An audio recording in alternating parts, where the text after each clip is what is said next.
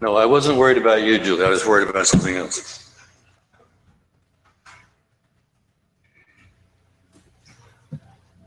I'm Larry Pratt. We've seen a lot of action at the federal level. Hopefully all of you have been able to withstand the shock of Speaker Boehner leaving in a cloud.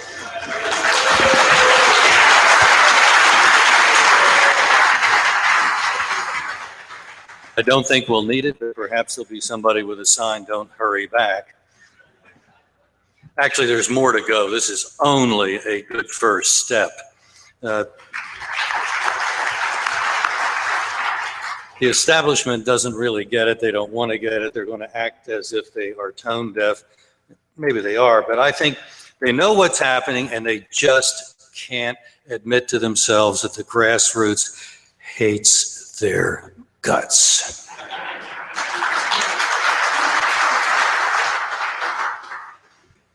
We've got a pretty good bill that we've seen bottled up by the likes of John Boehner.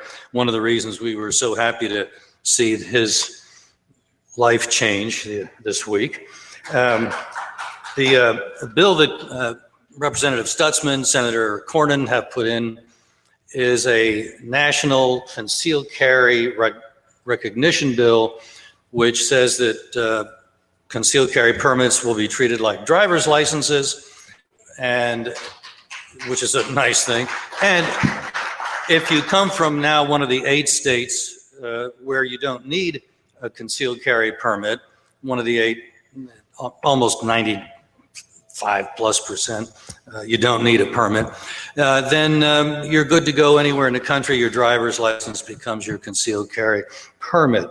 And the Stutzman-Cornyn bill recognizes that. We're very happy that that is, I think, a measure. We know it has the votes. It's had votes in even less friendly Congresses, but leadership matters. And people like John Boehner have bottled these kinds of things up. And if we can get it through with the new management in the House, then we're going to have to deal with the same old in the Senate. And hopefully, as I say, John Boehner was just a first step. And Mitch McConnell, we're coming for you too.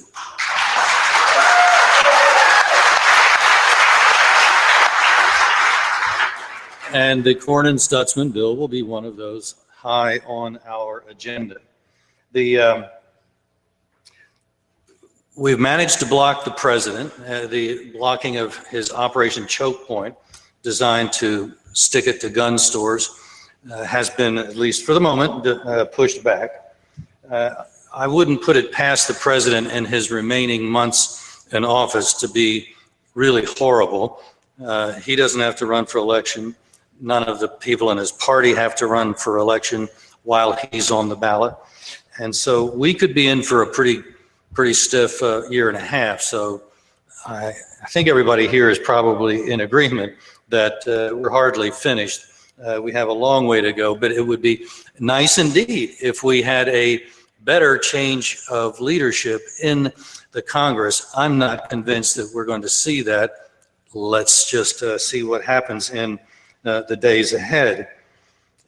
Just a quick note on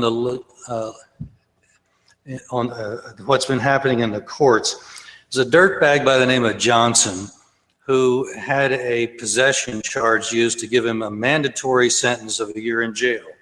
Now, Johnson probably should have been in jail when the event occurred, but he didn't do anything other than have a gun which he was not legally able to have. That happily went down 8-1. So just possession is no longer going to be something they can hammer gun owners with.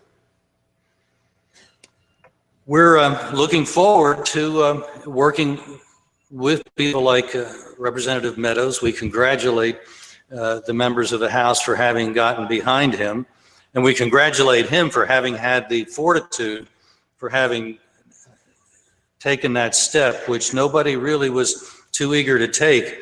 I think many of you are well aware that politically that was a very dangerous course of action that Meadows took, and he went and did it, and we owe him a debt of gratitude for having hopefully gotten the ball rolling that's still going to keep on rolling for a good long while. So let's see what happens in the days ahead, but I think we're off on the right track. Let's see if we can't put some more heads on the wall.